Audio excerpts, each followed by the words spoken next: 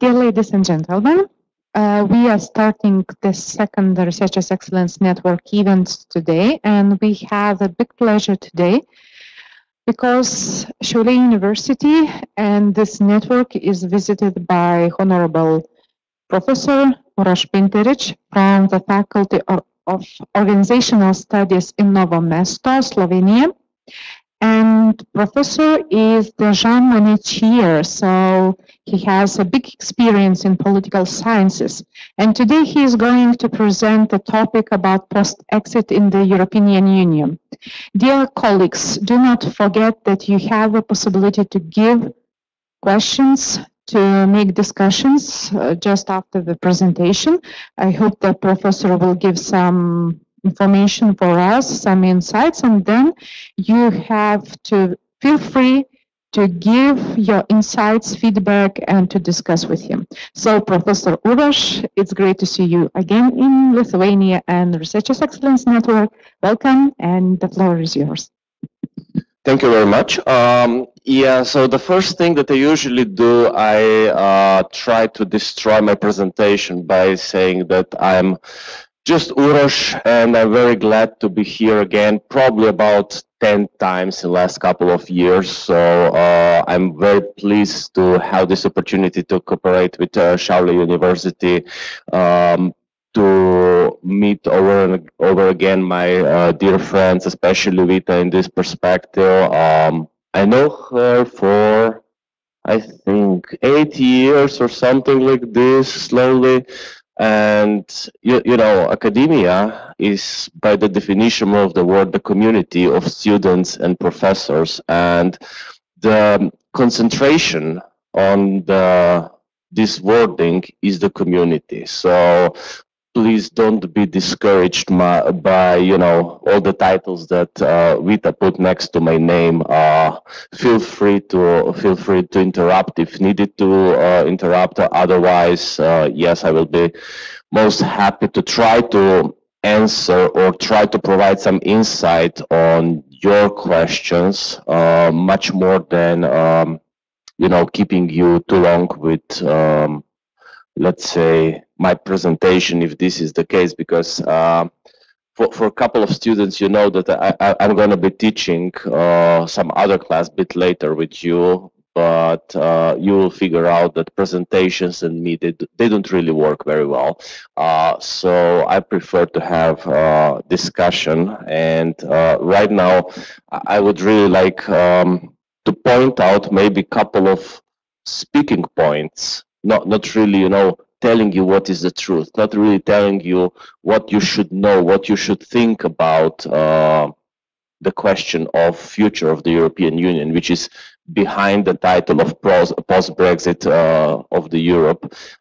Sure, you know, one of the exits, yeah, so the Brexit is the one which maybe will not happen, maybe will happen. Right now I was just checking the latest news and the discussion of Slovenian commissioner is that Brexit, the hard Brexit, might happen by accident, just because the deadlines will be overlapping and something might happen and there will be no step back. So it's from the perspective, very interesting, how to say, situation which might happen, that something that was demanded, something which was planned, something which was unachieved based according to the plans, will end up in the accidental Brexit in this perspective. But I would like to address maybe a couple of topics around this Brexit, yeah, because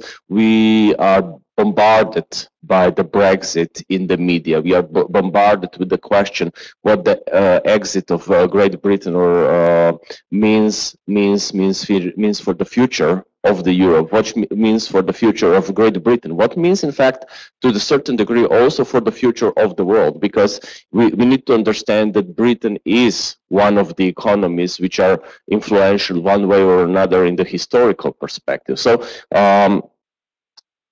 at the same time, there was lots of others, other member states, European member states, which were trying to figure out what is with their future within the European Union. So I would like to pay some attention to this, and absolutely I would like to discuss your opinion on these topics. So obviously, as it was mentioned, I am running this presentation under the project of Jean Monnet Chair, which was acquired at the Faculty of Organization Studies in Novo a couple of years ago. And why I'm keeping this picture for so long, very simple, because when we were thinking about the design, what is logo of this concrete project, it was, as you can see, there is lots of birds. You can understand them as pigeons of peace. Countries of peacefulness. If you count them, you will see that they are corresponding to the numbers of European member countries. And there is one which goes the opposite direction. And this one was in fact flying for years in the opposite direction. Great Britain was never really group player. It was always some set of exemptions from the rules. Then you have the two which are running a bit higher and kind of closer together. If you remember, especially in the time when France was run by Sarkozy, it was Germany and France which were running the future of the Europe in the certain perspective.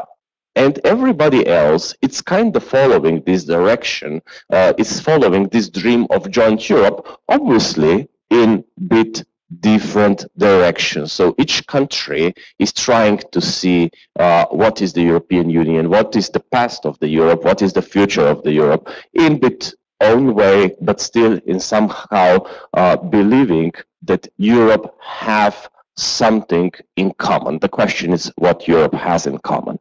So this is just short explanation, introduction, and sure, I would like to discuss maybe some more controversial topics, or I would like to make some pretty much overlooked topic in the controversial way, because I believe that you know, the political correctness, it's a very nice thing, but sometimes we need to skip it in order to, as it was mentioned before, ask provocative questions, maybe sometimes ask unpleasant questions. Yeah. So what is the historical lesson behind the Europe, and it's never learned? If you go through the historical history of the Europe as a geographical term, you will see that politically it was, or in the perspective of the societies, it was always the continent of the conflict.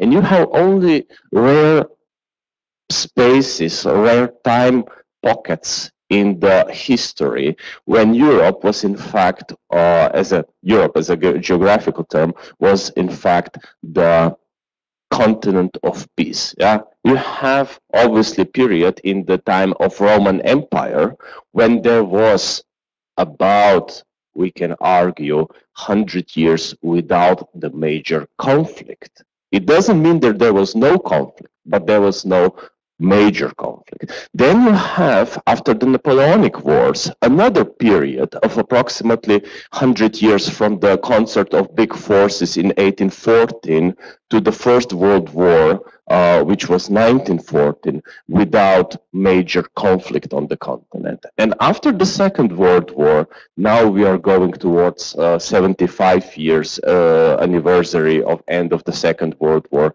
which is again the time without the major conflict. We can say that there is no conflict, but in this case we can forget about you know, cases of violence in Ireland, so Iraq question, and this difference between the religious backgrounds. There is obviously also the period when, if we consider Balkans as part of the Europe in 1990s, you have the Yugoslavian disintegration war, which is, again, it's not all European war, but it was the conflict which influenced the future or understanding of the European future also for the countries. So this is connected with the political geography of Europe, which is continent of nations. If you go through the world, there is possibly just one more continent, which might be that much diversified, not necessarily on the national, but on the level of ethnicities, I would dare to argue. So this would be the African continent, yeah? So which is diversified, and it causes lots of violent events, to call them mildly, through the history. Asia, despite certain diversity, it's much more homogeneous in this perspective. The next important thing is European political geography. It's connected also with the European political history, which goes with the statement that Europe was the continent of the nationalism. Europe was the continent where the nations were born, and where the nations were born through the conflict one way or another. So despite all these let's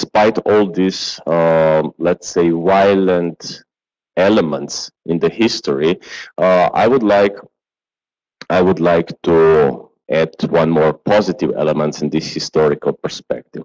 Idea of joint Europe on the level of geographical continent exists through the history. It has different logics behind. So if you go back to the Roman Empire, sure, it functions joint Europe under the rule of Rome. Yeah, so this is, but when the Rome is ruling, we can have the peace. So that was the logic behind. But the next part, which goes, is let's say more philosophical and much less violent in the perspective of how it should be achieved, and it goes back to late 18th century, late 18th century, early 19th century. So already in the times when on one hand politically Napoleon is trying to merge again the Europe through the conflict, there is also the philosophical idea of pan-Europeanism, of joint Europe, which shouldn't be merged under the rule of one government, but which should be developed as a joint community. So the idea of what we see today as European Union is much older than from the times of the Second World War. So there is a historical tendency that Europe should be the continent living in peace, in some kind of harmony of different, let's call them groupations of the people, because it's not necessarily always about the nations. Yeah, we cannot speak about the nations before mid-19th century. Here is just small remark which is added from the perspective how much the national perspective is important. I believe that I'm able to insult any European country or member of any European country, so any European citizen, based on the nationality very fastly. So my ability to do so doesn't say that much about my personal values. But what I'm trying to tell you, it's more that we are even today still very much sensitive about our histories, about what was historically important to us. And this is in fact the warning, that ability that anyone from us is probably able to do the same thing, means that we need to be historically aware of our origins, and we need to historically accept within the frame of European Union that we are still continent of nations, continent of groups of people which have different origins, which have different historical values, and from this perspective, which are obviously not always compatible. And this is one of the issues that I would like to address further in the discussion. So, modern history of Europe, as I mentioned before, the idea of joint Europe, it's much older. But when it becomes the necessity, in the moment when death, physical death, becomes politically unacceptable. So only in the situation when we realized that millions of people dying in the concentration camps, dying on the front lines, it's not the way how we can run the countries. Because, you know, there were, as I mentioned, conflicts in the Europe through the history, and obviously people got massacred through the history. But when it comes to the million in practically very short period of time, it becomes unacceptable. The first talks or first bigger talks which happened were already after the First World War, and obviously after the massacres of the Second World War. That becomes politically unacceptable to the level that the countries had decided that they have to take the stance regardless what it costs, even if this means the national sovereignty in full or partially. Yeah? And here is the next point from this perspective. If we try to see the history of the European Union on the philosophical level, there was this political idealism that European Union, or sorry, the Europe can be joint political entity, which is going to work comparable. Even today, you have this idea, which is going to work as a, let's say, United States of Europe, which will have pretty much one government, which will have all the elements of the statehood. And then there was a political realism of 1950s when European Union was getting established as 3 European communities initially, which was the smallest common denominator, was the only possibility, or it was the only chance at that time, how far we are willing in certain point to give up our sovereignties, what we are willing to give up in order to run the project. So on one hand, you have this political idealism of the future European Union, and on the other hand, you have this political realism, which means, yes, we want to have United States of Europe, but we cannot get further than somehow economic cooperation in certain fields at that time. Yeah, obviously through the history of this period after the Second World War, there is political realism which is getting closer and closer to initial idealistic idea. So we get the parliament, we get the commission as somehow the government, we get more and more legislation which strongly affects all the countries one way or another. In some cases, obviously, we still have some autonomy how to implement the rules. In other cases, we are told this is the way how it's going to be done. Yeah, so we are getting closer to this idealistic perspective, but this becomes kind of burden through the time, especially after a couple of events in the recent years. Sure. All this is done in order to maintain the peace in the region and strengthen the post-Second World War economy. Yeah? So I'm still talking about 1950s when you have the European countries ruined by the Second World War, when there is a need for cooperation, when there is a need to, not forgetting, but forgiving in a way the events which happened prior to the 1950s. Very simple, because otherwise restoration of the countries, it's not possible because of the damage done during the Second World War. And obviously, if you see which path was taken in this sense of political realism, what you have in the first place is obviously European Community for Coal and Steel, which is solving one of the major issues, one way or another, between two antagonistic countries in the Second World War. So the territory reached with iron ore and coal ore between France and Germany, so Alsatia and so on. So this is part of the issue. The second thing that they're controlling a couple years later is the question of the atomic energy, realizing the potential which was unleashed in Nagasaki and Hiroshima. So these are the important questions. And the third one is obviously the general economic cooperation.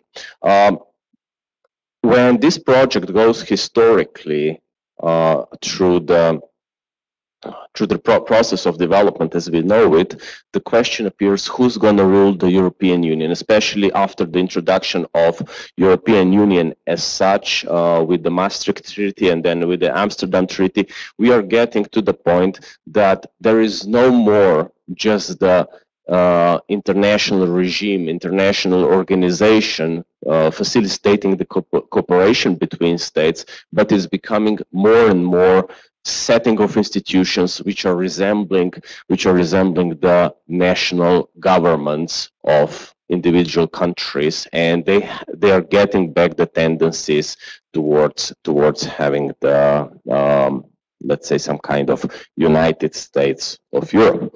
Now, the issue which is happening behind and which comes in the perspective part of my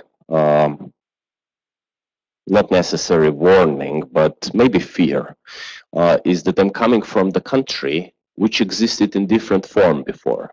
I was born in Yugoslavia, yeah? So I'm Yugoslavian citizen by the origin, or I'm not. Maybe I'm Slovenian, but Slovenia is something which was happening after I was born. So the question of my identity is very much questionable in this sense. But why this is important? Because we have something like European Union in the territory of former Yugoslavia. Different countries with different cultures trying to coexist in order to follow their political and economic desires within certain system. At that time, it was decided that socialism is appropriate way.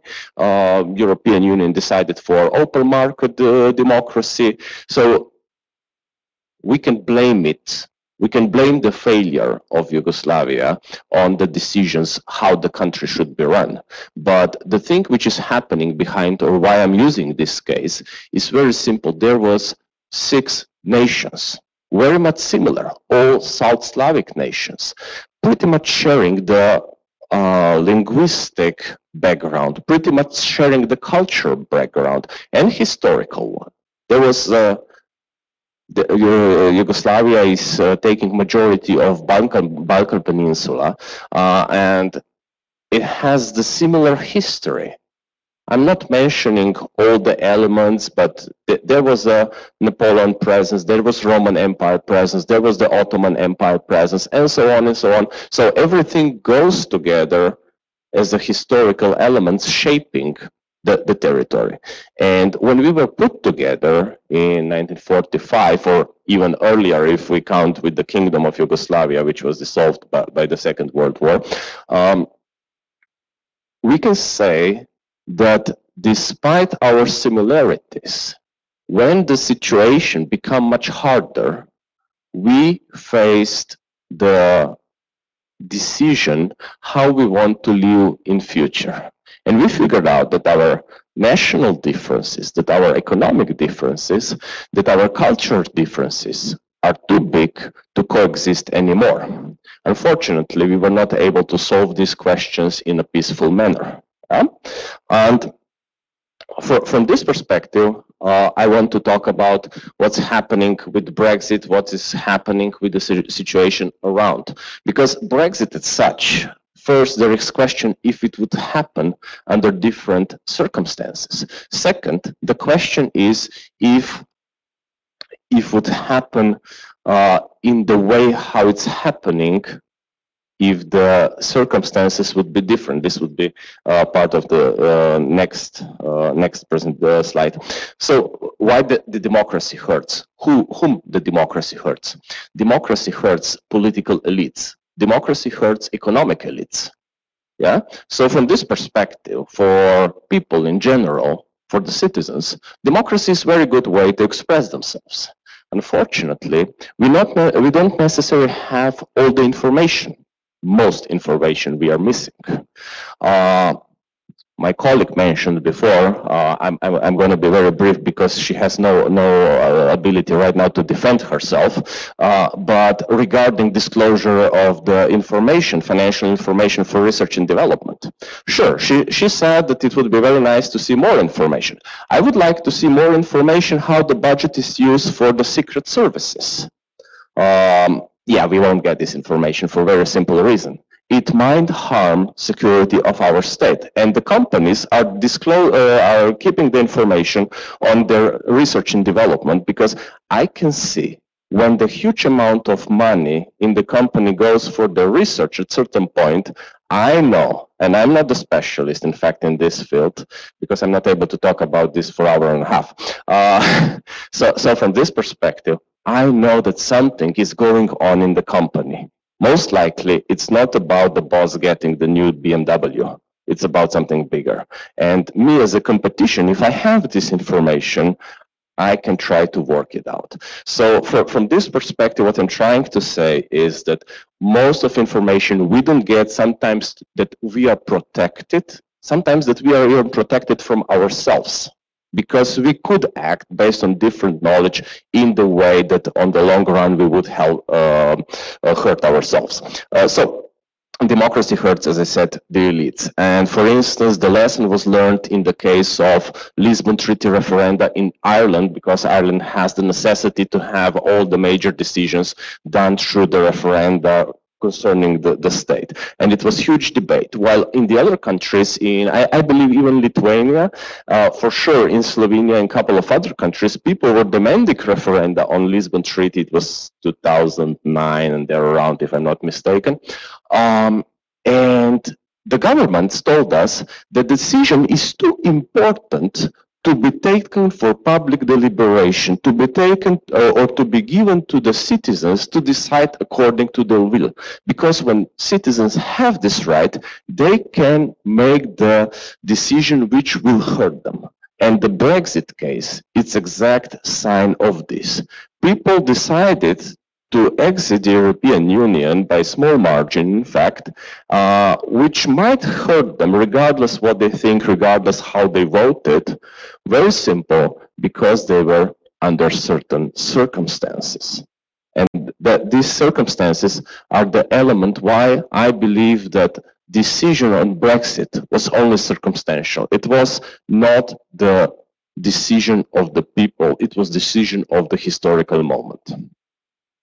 So first thing that happens, or first circumstance that we need to take into the account, on one hand, we have lots of new technology.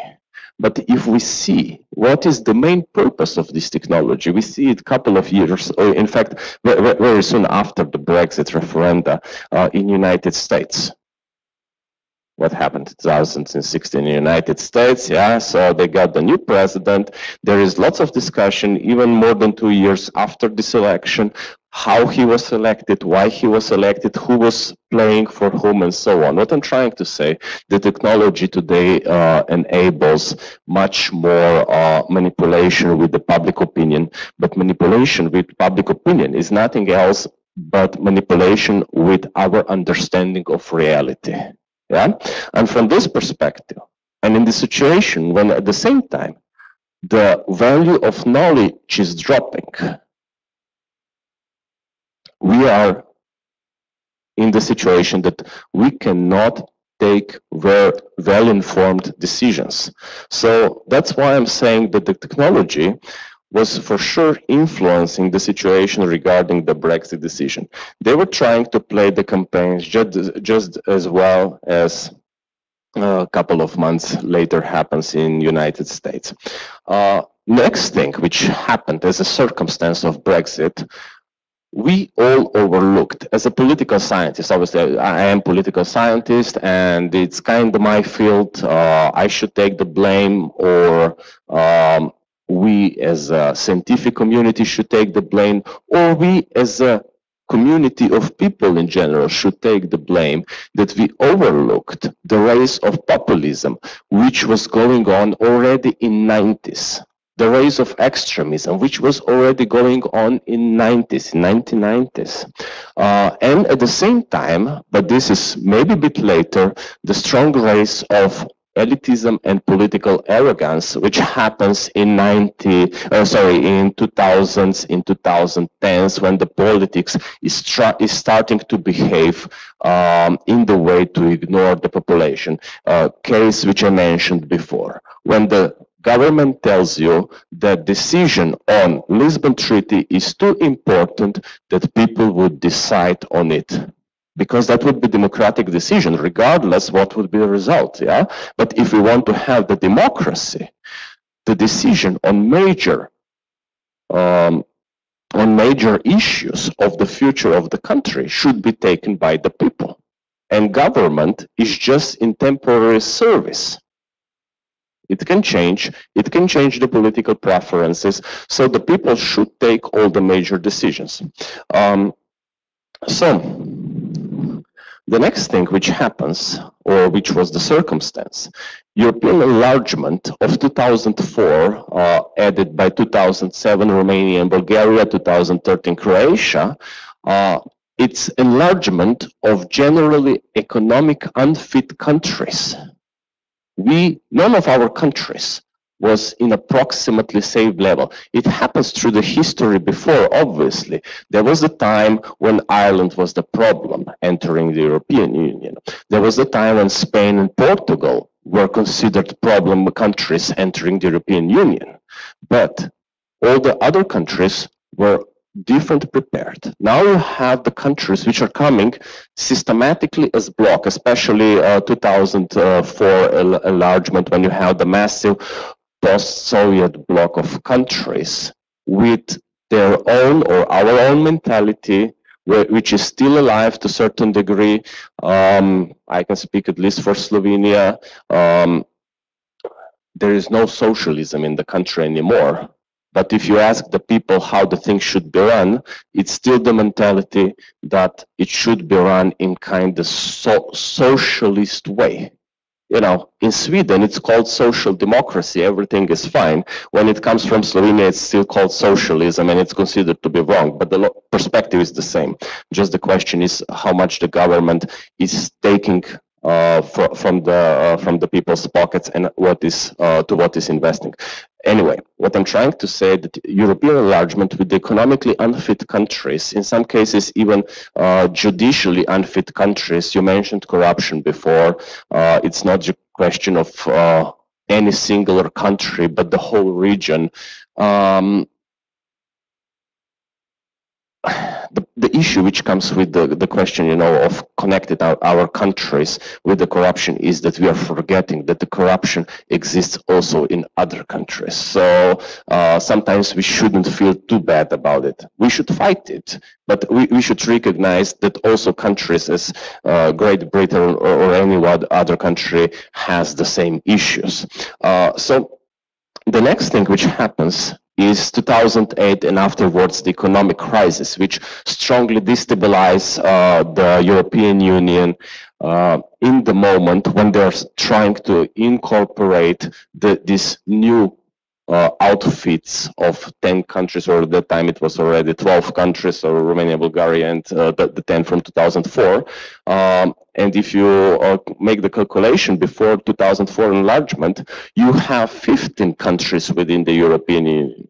2004, 2007, it doubled. The number doubled, and the next year you have the economic crisis. So European Union has some idea how to help us as a less fit countries economically, and the next year what happens is economic crisis, which is you know, hitting everybody, which means that all the ideas need to be reconsidered very much quickly.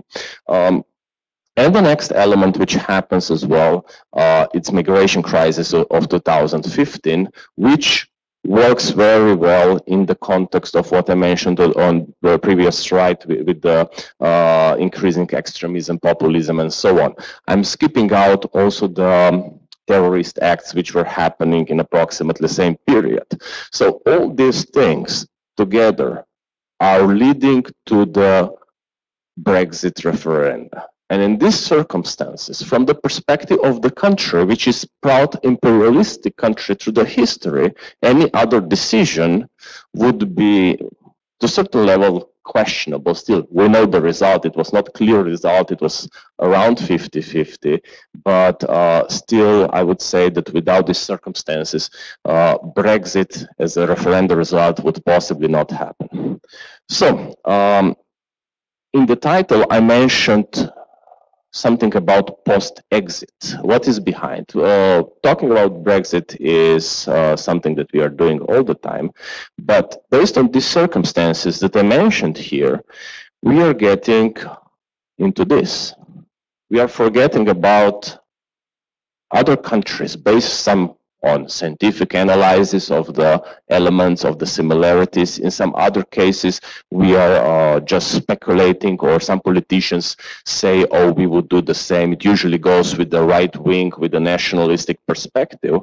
But for instance, Italy economic situation, and there was lots of talks, especially in the times of the economic crisis, that Italy might be unwilling to participate in European project anymore, especially in the field of Eurozone and monetary mechanisms. Then Hungary, what is the story with them? Obviously, we know that there is a strong dispute between Hungarian government, which is legitimately democratically elected, with certain views, which might not go with the European Union perspective, but it has the people's backing. We can question if, you know, elections were actually, you know, regular, but so far it doesn't go into that much discussion than, for instance, in United States, where we have in last 2 decades at least 2 elections which are strongly questionable. Yeah? No of Hungarian elections are at this level of questioning the legitimacy of them.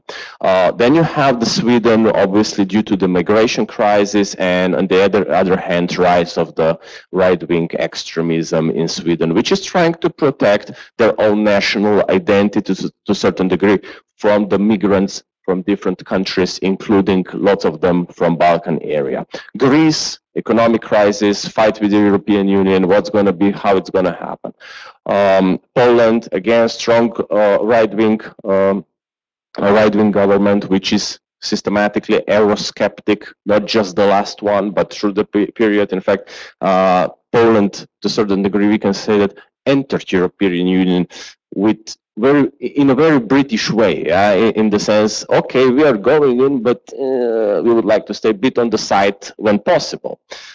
Czech Republic, I think that we have a colleague here who might be a bit more informed, but as far as I know, it also goes with the question of right-wing political parties and Euroscepticism, which is on the rise. I can argue the same also for Slovakia, since I have some connection to this country.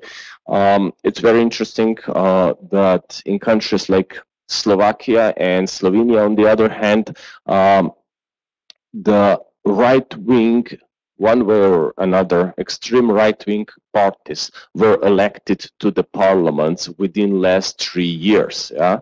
So this shows something, despite they are staying in the opposition, but it shows the sentiment of the people. Ireland obviously had some ideas, France, especially under the influence of the migration wave. Denmark, in some cases, Estonia was also mentioned. Altogether, again, 11 out of right now 28 countries, one way or another, were put to different lists in 2018, in 2017, that they would be expected or maybe willing to leave European Union. This doesn't mean they are going the United Kingdom way. It just means that there is a talk about this, and it means something else.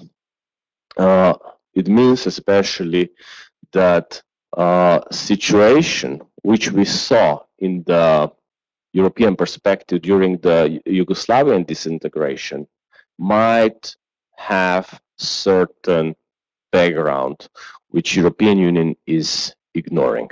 And this means that despite we are trying to live in peace as a European Union, there are huge, or at least big, differences between all our countries, which are not compatible to the level that we would be willing to follow the European bureaucracy's ideas on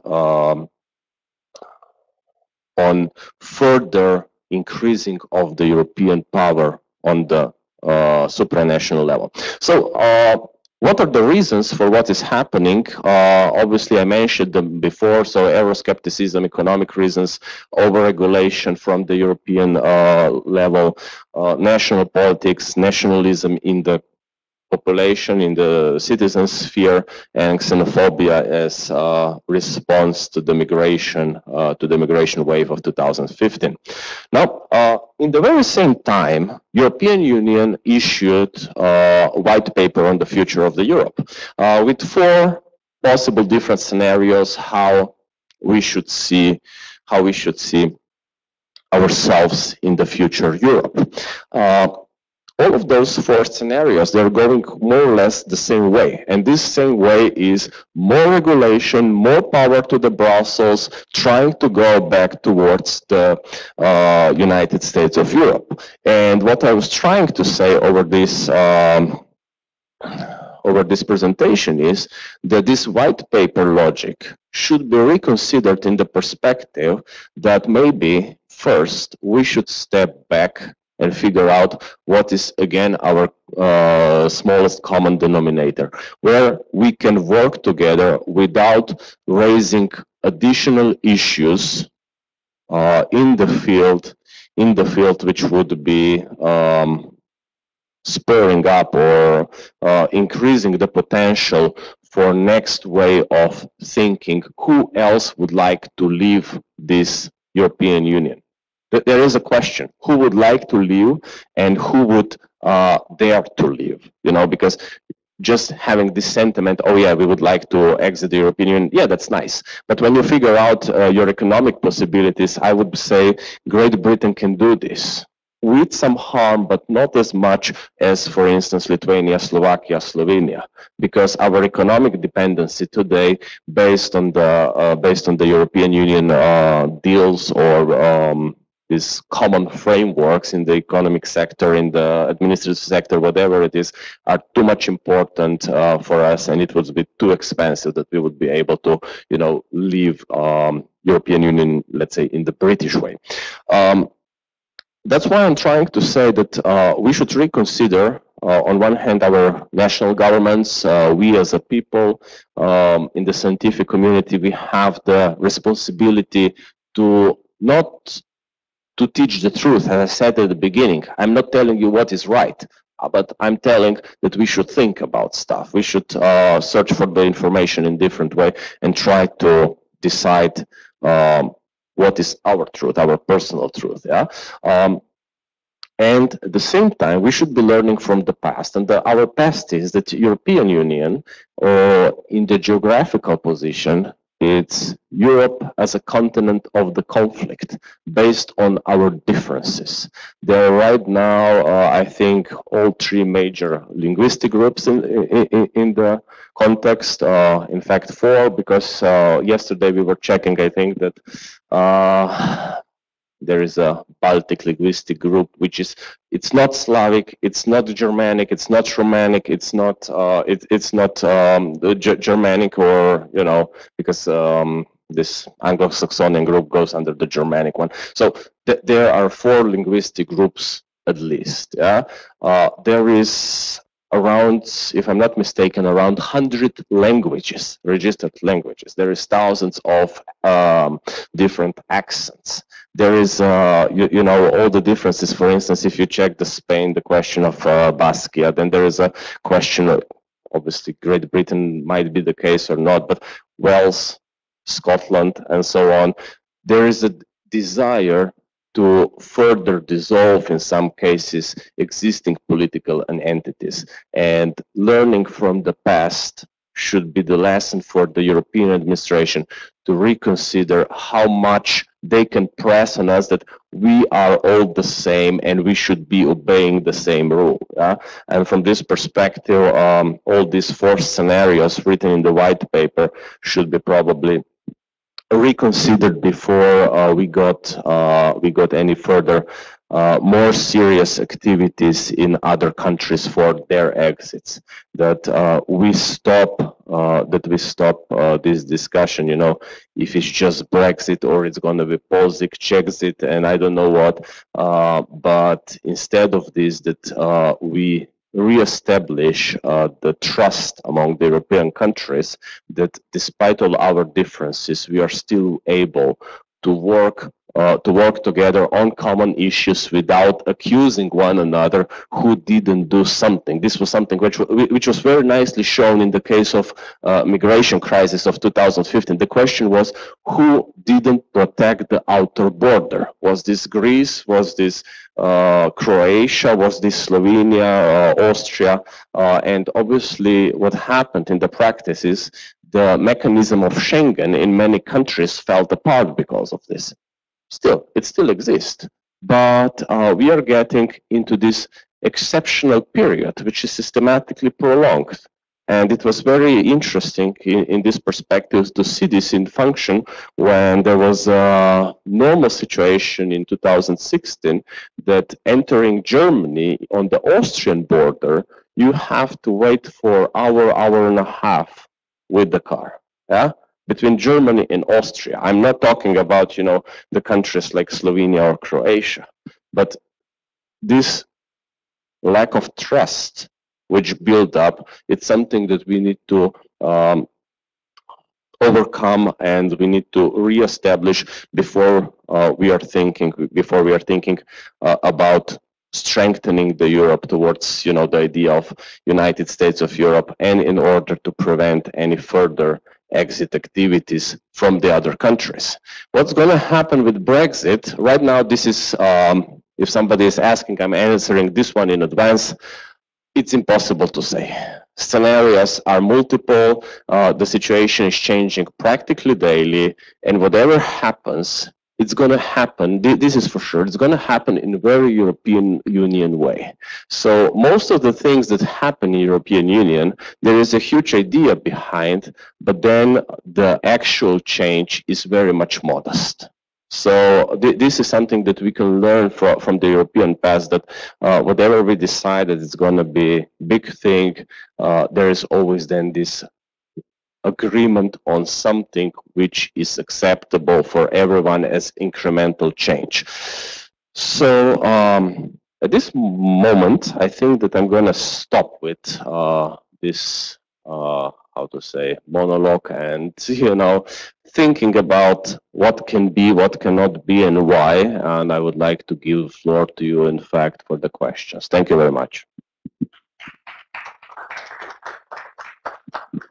Thank you, Professor Uroš. We expect some questions from our students and guests. Somebody would like to give a question? Yeah, please.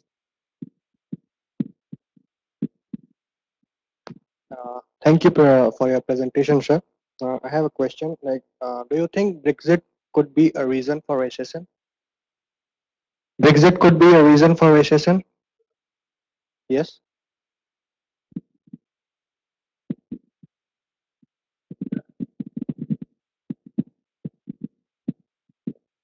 Thank you for your question. If Brexit can be a reason for next recession, British economy, it's strongly feared that Brexit, if it happens, will influence their economy in a negative way.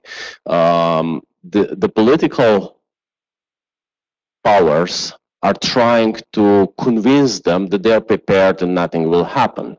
But I would say in the manner that if Brexit happens the hard way, then Great Britain might face the economic consequences. I wouldn't call them as, you know, recession as we saw it in 2008 and afterwards. I'm not really convinced that it would be that much hard, but for sure it would negatively influence the economy. But in order that the recession as such would happen, with me not being the economist, I would say that it would take a bit more than this, because I believe that there is enough of those, how to say, security pins in the political agreements. There is enough security pins in the economic agreements that there will be enough time which will allow the companies to adjust.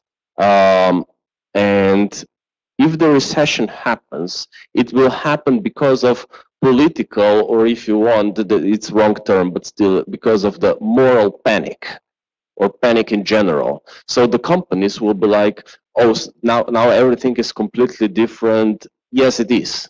But on the other hand, if you are preparing for this for the years, you should have the scenario what's going to happen.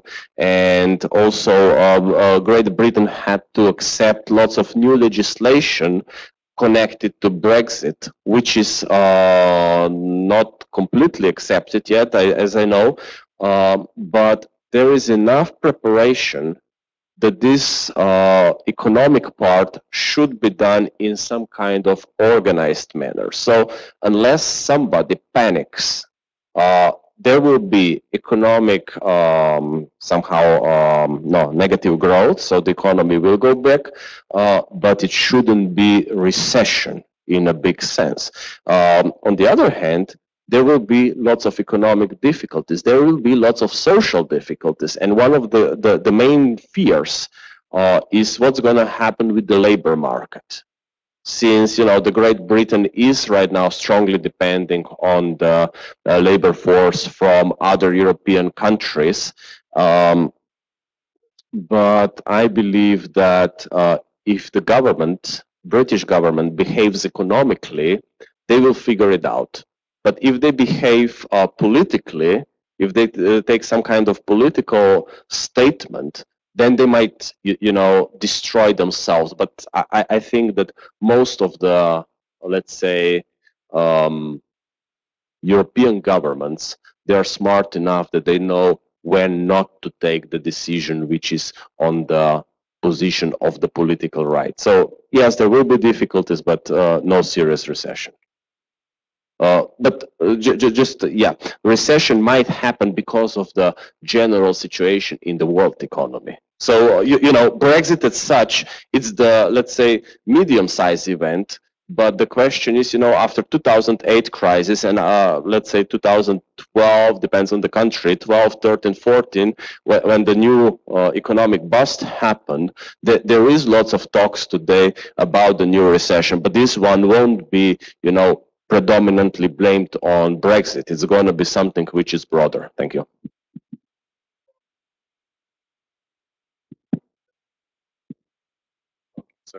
Sorry.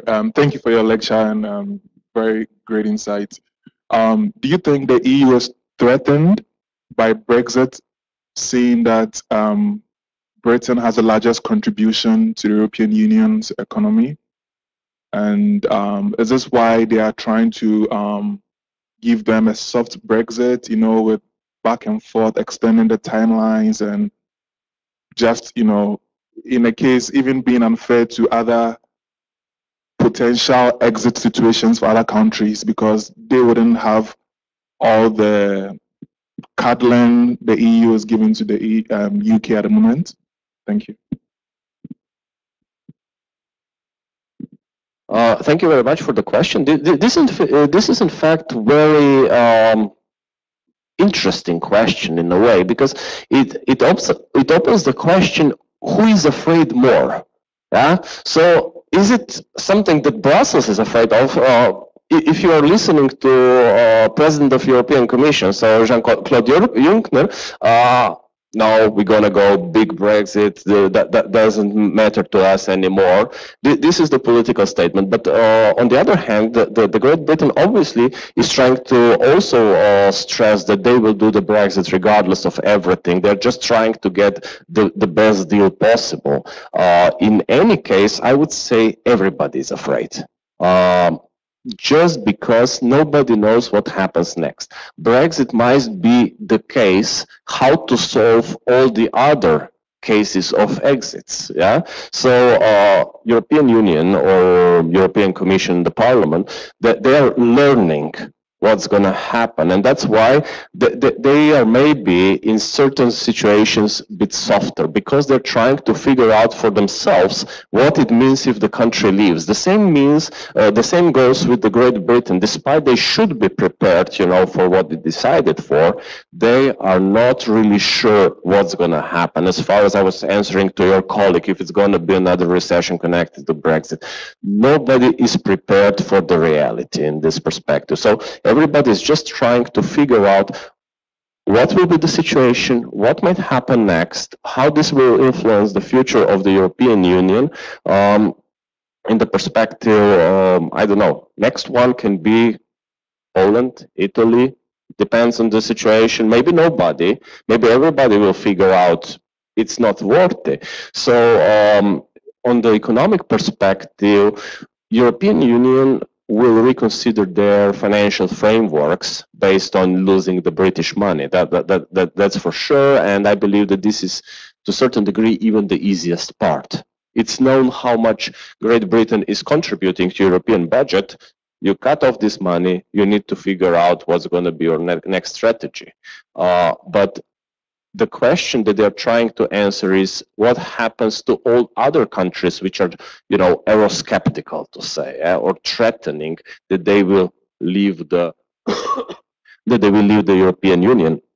So from this perspective, it's for me, it's not that much just about the financial situation of the European Union, but it's more about what happens next. Because again, returning back to the case of Yugoslavia, when Slovenia and Croatia decided to leave Yugoslavia, it was like the position of Belgrade, which is comparable to Brussels today. Yeah? So the position of Belgrade was, okay, Slovenia, it's far away, even if it's strongest provider for the federal budget of Yugoslavia. Slovenia was contributing the most to the Yugoslavian federal budget at the time. And Slovenia can go because we were a bit special. Slovenian language is more, it's way more different than Croatian to Serbian, Montenegrin, even to Macedonian, despite the Macedonian is different. Bosnian language is just some kind of mix again, even today if it's considered to be, you know, independent language. But Slovenia is the furthest. It's politically least important in the way for the situation. It doesn't have the strong Serbian minority because, you know, Belgrade as a capital of Yugoslavia and Serbia at the same time, it was considered from the nationalistic position, it is about, you know, Serbian minorities around Yugoslavia. So I would say that in this perspective, also the Brussels is considering Great Britain as there was enough exceptions through the time when Great Britain is part of European Union, that they're on the side enough that it can hurt Europe financially, but we can reconsider this. Otherwise, it's not that much important. If this would be France, if this would be Germany, that would be completely different understanding of what it means for the European Union. Even, you know, from the perspective of monetary politics, Great Britain never introduced euro. Yeah, so it's not something that would directly influence European monetary policy in this perspective. And what they are trying to figure out is just the way what happens next. And that's why I would say that they are a bit softer, because they're searching, you know, for the answer that they won't get it. Nobody will get this answer as long as it doesn't happen. And then it's going to be too late.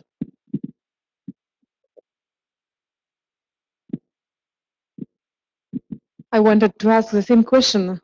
What will happen for another countries when Great Britain stopped paying their money? And I think that impact for different countries will be very different. For example, if countries are strong economy, it's not a so big problem.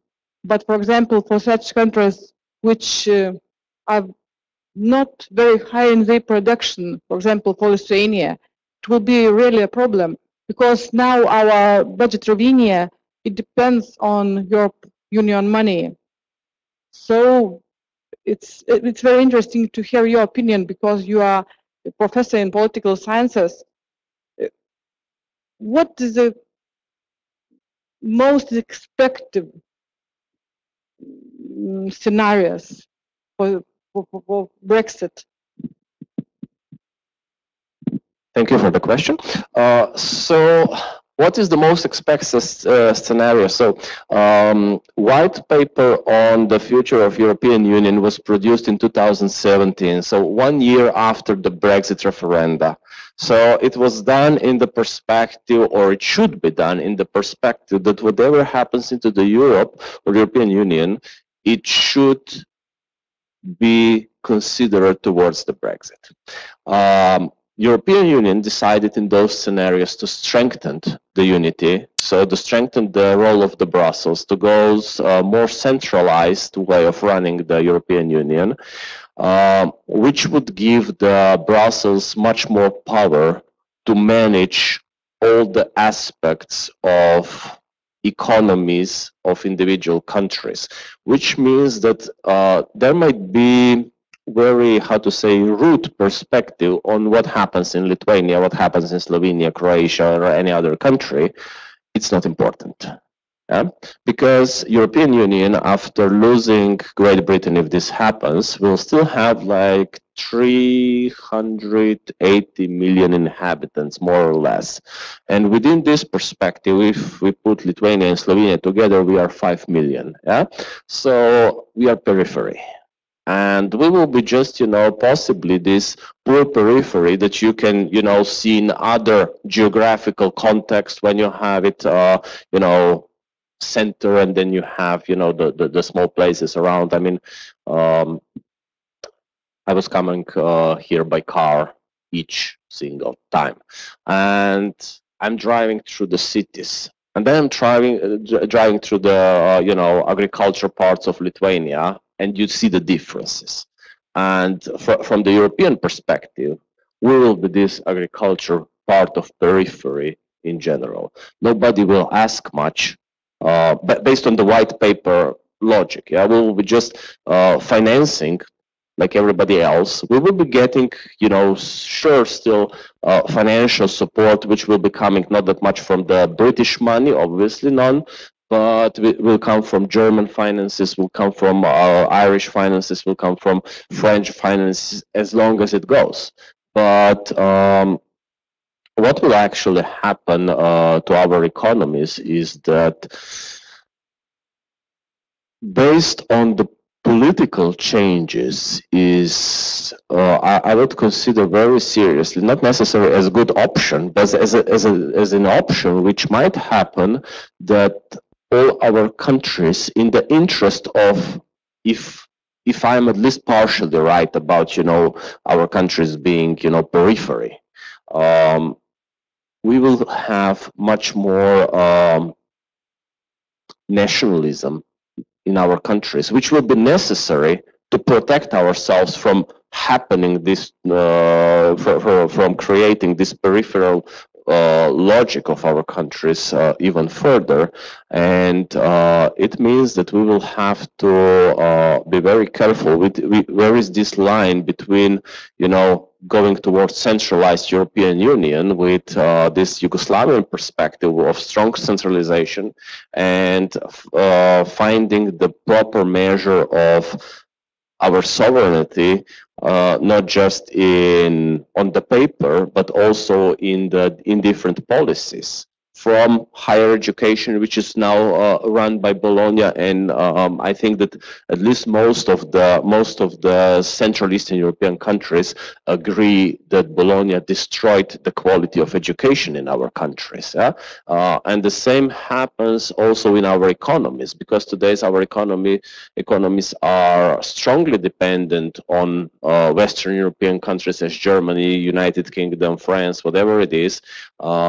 And I think that we will have to renegotiate these positions, and at least for a certain period of time, the future of European Union, if it wants to survive for a longer period of time, would be that we need to take step back from,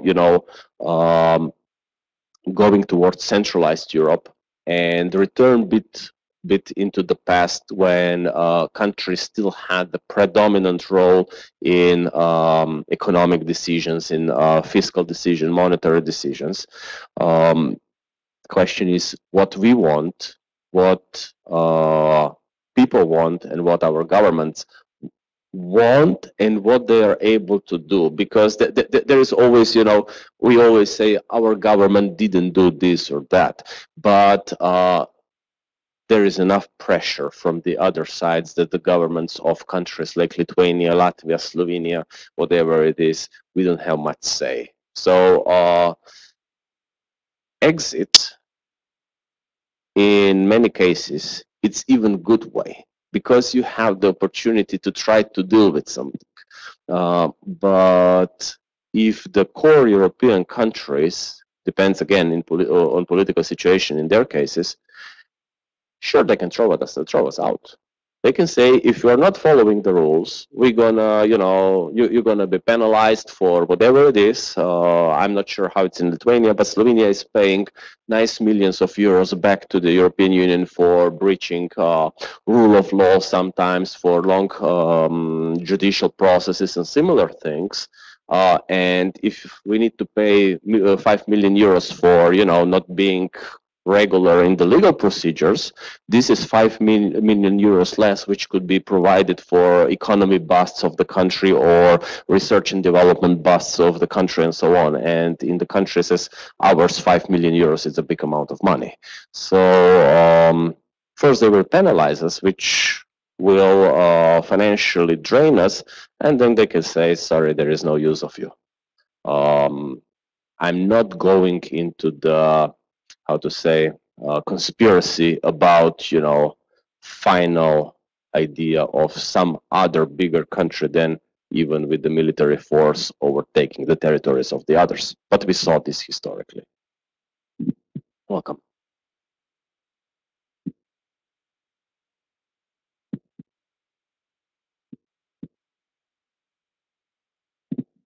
Thank you very much, Professor Uroš. I want to know if the Brexit could lead to greater xenophobia towards EU immigrants. Greater xenophobia, yeah.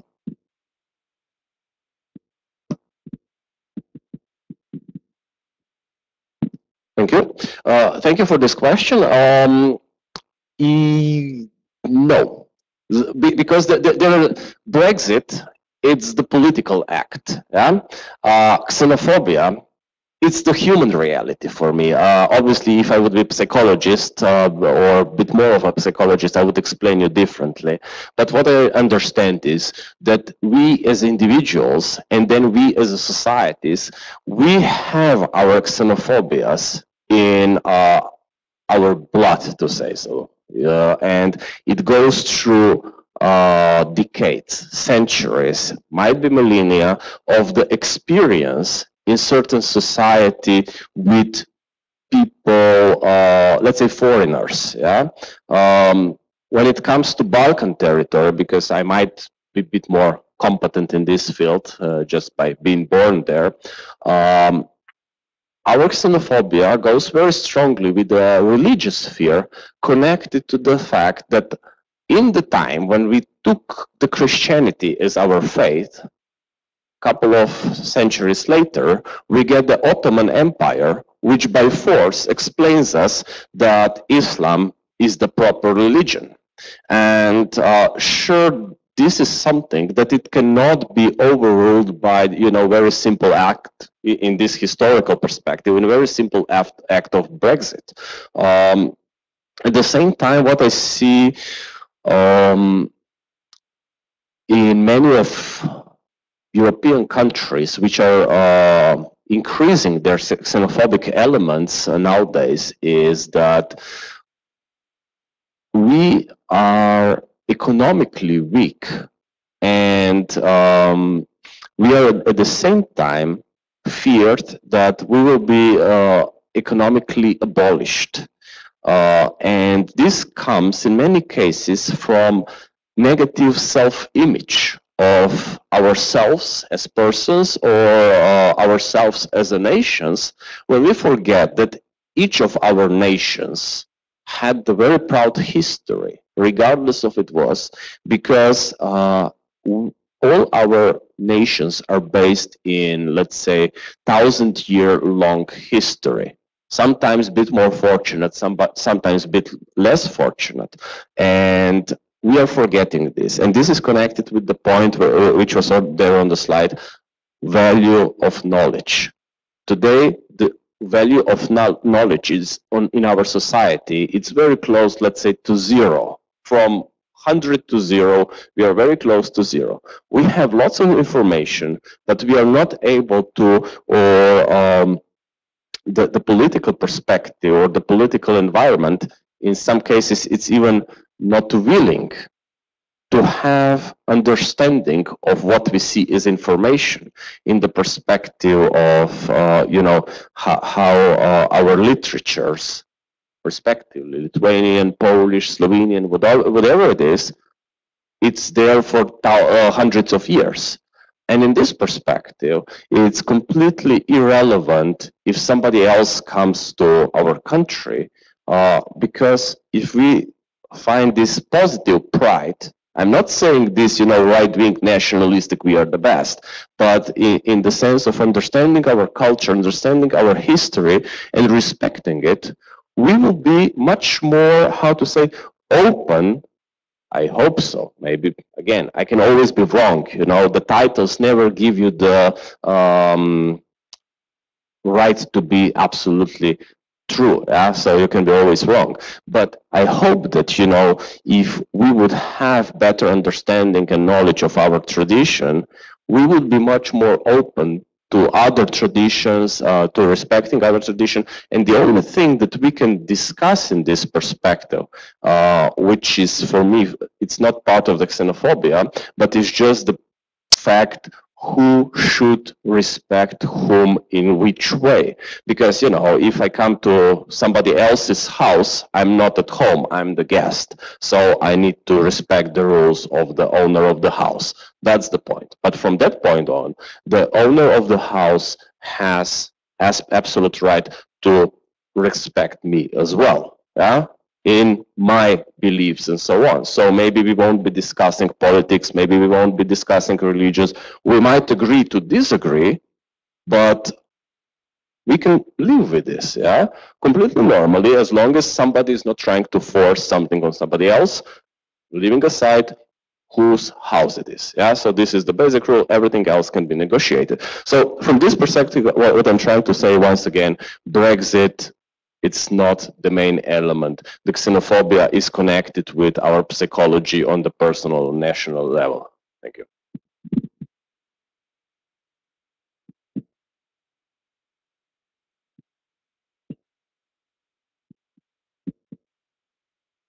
Thank you very much, Professor, for the wonderful presentation. We really appreciate it. My questions are in threefold. The first one is under the presentation on the aspect of circumstances. You did mention that migration crisis was one of the circumstances. And I stand to be corrected, but it looks like as per the 2015, Germany, the likes of USA are the highest migrated countries in the world. But we are seeing Brexit and also the issue of migration crisis to be one of the reasons for this reason. So why isn't Germany exiting as a result of migration crisis of 2015, but Brexit? That is the first question. And the second question is, under this same migration crisis, you gave an example of terrorism.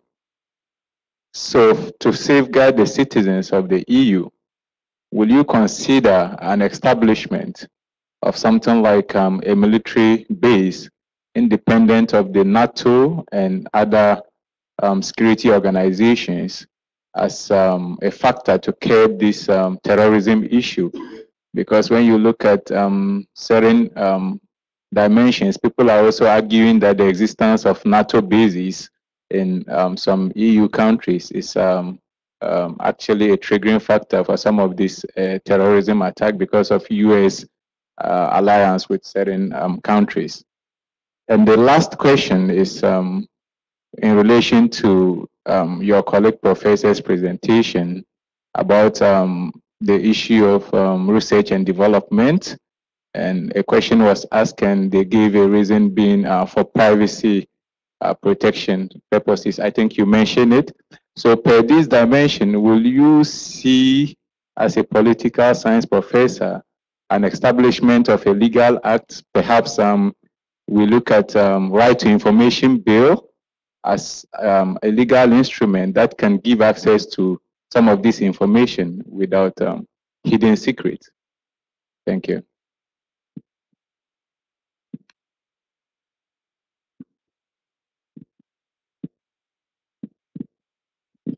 Thank you very much for the questions. Let's go from the technical perspective. Yeah? So first, the last question on the need for legal document or law which would require the disclosure of information. Yeah? Sure, technically it's possible and it would do the job. The question is how much doing this would harm the society. Because, for instance, the state will, if the state accepts the law, so the government, parliament accepts the law, which would be, you know, you need to provide all information on the financing your company. Yes, to which level? As I mentioned, the state can do this, but it might not be even in the interest of the state. Yeah, because it means that other countries can get this information as well, and they can act upon this. So, for instance, I'm very much interested in how much money and in which circles Slovenia has two strong pharmaceutical companies, Krka and Lek, which is part of, I think, Sandoz Group right now. And I would like to see how their circle of money goes for the research and development. But when I have this information, I can figure out what they're up to with some economic espionage, with some of use of technology, like, you know, hacking their computer system if possible. I can get much more information what they are doing, and me as their competition, I can in fact harm them. So state accepting the law which would allow this kind of activities would kill its own economy potentially, especially in the field that the colleague mentioned, so in the field which is connected with innovations. There is a question, what is innovation? And the patents. Yeah? So those things should be possibly hidden for the economic reasons. And me as a government, I wouldn't ever dare to accept this type of the law. The second thing, on the level of disclosing the public budget information, I would like to know. In fact, I would like to know as a political scientist how much money the government spends for secret services. Yeah? Because based on this, I'm very much able to assess how many spies do we have, what kind of equipment we are buying, when we are doing the changes, and so on. I can, you know, deduct all these things from the budgetary numbers. And, you know, the government which would do this would be extremely irresponsible, to say at least. Yeah? So, yes, you can accept the law, and this would be then the law, and you need to obey it. But from the, you know, reasoning behind, I would never do this. Yeah. The second thing that you mentioned, it was connected with the Germany, why the Germany I mean this migration crisis and influence, and why the Germany didn't do this. Okay, there are two elements. Germany was never imperial or colonialistic superpower. United Kingdom, when you're understanding the United Kingdom and their attitude to different things, is you need to know their history. So from this perspective, imperialistic power of United Kingdom in 18th century, for instance, and afterwards as well, they were ruling what, 1/3 of the world, maybe, but more likely like 1/4 to 1/5. Anyway, huge proportion of the world, yeah, was at certain point of time, not that much in the past. So even after United States were established, yeah, it was one of the things which changed perspective between, for instance, Germany and, as we are pointing it now, United Kingdom, how they see the question of the migration. Yeah? The second thing is connected with how they are using this.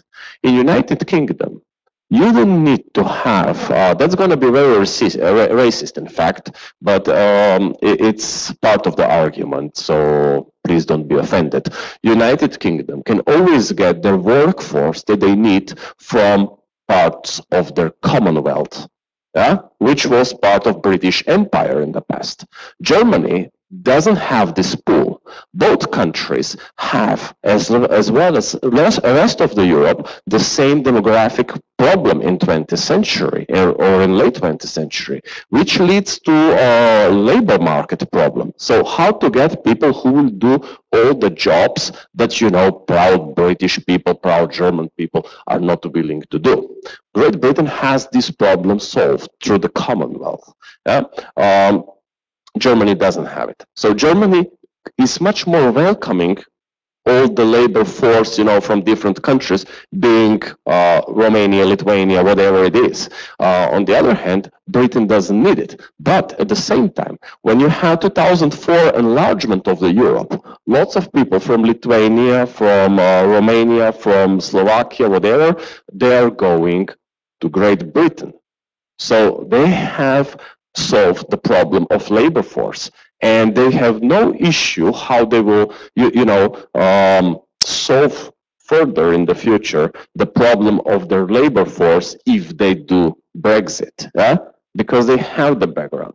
Germany, it's welcoming because they need to have the people who will do the stuff, and since there is a complicated situation, because you need to know there is a huge minority of Turkish population and of Kurds in Germany, which was leading to some violent acts in 1980s and so on. So they have it, but still they need more. Yeah, and from this perspective, that's why the Germany is much more welcoming. And the second thing that you need to know, Germany is welcoming on the first step. What they don't need, they're very much eager, and if you remember, they were trying to disperse the rest of the population through the quotas all over the Europe, which means come to Germany, please. Yeah, we're gonna take what we need, what we consider properly educated or something that we can work with. The rest of the people go to Spain, go to Slovakia, with the other country it is. And this is then the logic. Great Britain is behaving differently on the historical basis. Yeah? So that's why I'm saying that I didn't say in the sense that migration crisis of 2015 is directly connected to Brexit. Yeah? It's connected to the sentiments in the Europe which led to the Brexit, and at the same time they are leading to discussion of Poland exiting the European Union. It's not even, 20% as far, in the minds compared to the United Kingdom, but Poland, Italy, and so on. It's one of the factors. In many countries, the main one, in many countries, the weak one. Yeah? So it depends on individual countries, so this should be analyzed correctly. Then the third question is, if you can help me out, please, a bit.